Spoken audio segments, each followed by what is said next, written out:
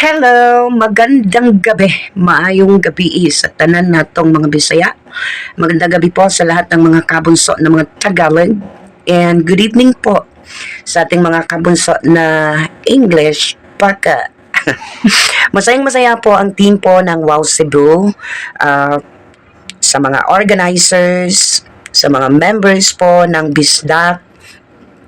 Masaya po kaming lahat dahil po matutuloy-tuloy na po yung namin pag-plug kasi po pinost na nga po ni Bunso Migs Molino ang ating final na tarpaulin or final backtrack sa nalalapit po na Wow Cebu Meet and Greet. I am so excited, Kabunso. Very, very excited. At maraming salamat nga pala po sa mga nag-share sa post ni Bunso para kahit pa paano maging aware po or yung mga hindi po nakakapanood sa aking live at hindi po nakakapanood sa live po ni Sir Sitinshe at kung sino pa man po yung mga nag-promote si Dash Blue, mapanood po nila na meron po talaga tayong Wow Cebu Meet and Greet. Okay. And pagkatapos mag-post ni Bunso sa ating tarpaulin, may nagtanong po kung pwede po bang maligo doon at doon ba daw mag-i-stay after po sa meet and greet. Magandang katanungan pero it's very impossible naman kung siguro na doon tayo titira, no? Pero sasagutin ko yan maya. Depende yan sa inyo kung maliligo po kayo, but I guess it's a different fee kung maliligo po kayo kasi sa pagkakaalam ko po yung nirantahan lang po ni Ma'am Luz Jonas or Luz Ampere ay yung function hall, yung venue, yung pagdadausan po natin ng meet and greet. Ayan po yung natin. Yun po yung nirantahan or inanuhan binook ni Ma'am Luz Jonas. So meaning to say, doon lang tayo free. 'Di ba? Sa ano lang, sa venue lang talaga. Sa pagtulog, of course, hindi tayo doon matutulog. Oo, kasi function hall lang 'yon. Yung natin, doon lang tayo pupunta para mag-celebrate or mag-held ng ating meet and greet sa Cebu. Okay? Maaari po kayong mag-book po ng hotel sa Mandaue area or sa Danao. Meron din naman dyan mga maliliit na hotel, yung parang semi.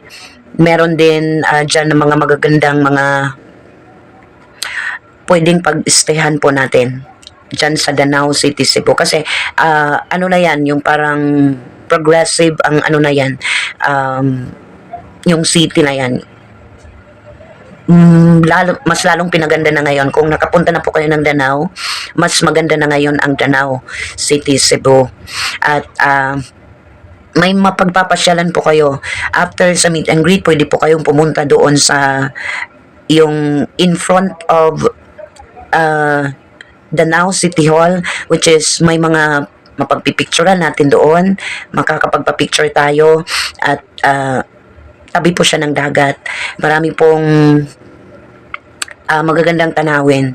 Kay may Jollibee, may McDo, may Metro, may Plaza, and so on and so forth. So maganda doon talaga. So balik tayo doon sa resort. Ang resort na yan, guys, hindi po kayo dapat mag-alala kasi hindi yan yung nakikita nating mga resort na open lang sa public. Hindi po.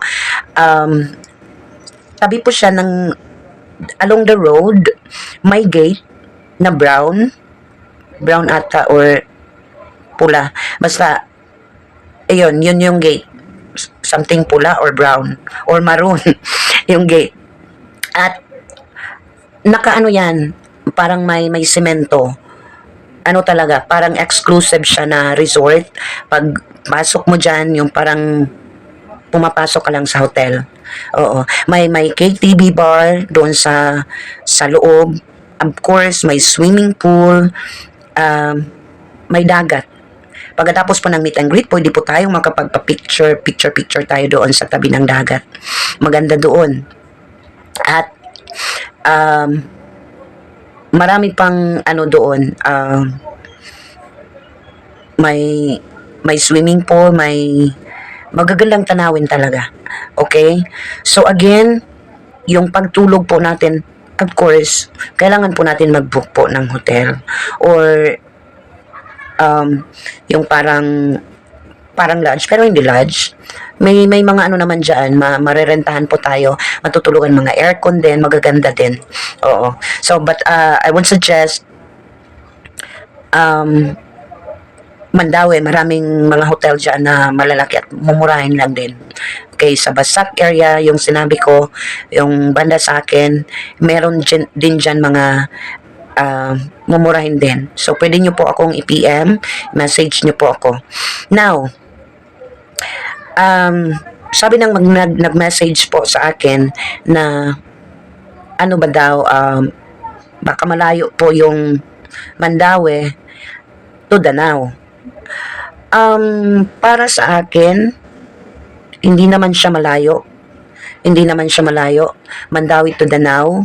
May certain area lang po na ano talaga, matcha-traffic talaga tayo. Pero kung sa Mandaue po kayo mag-book ng hotel, one ride lang yan.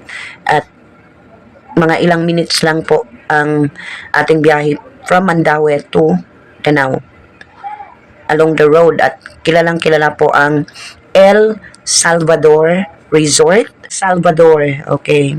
So, parang social no yung parang nasa labas po tayo ng bansa. Pero in fairness guys, maganda po ang El Salvador Resort sa Danao. Sabang Danao. So, solidong-solido po. Sulit po yung ano natin, yung ibabayad po natin. At magiging masaya po tayo during that day, which is Valentine's Day. So, yun po. Just contact me. Isa lang po ang contact number na nandyan. That's my number, 0967-239-2158. And you can also drop me a message sa aking Facebook, sa Jinlin ko. Maraming salamat. See you mga kabunso this coming February 14. Excited na po ako. Bye!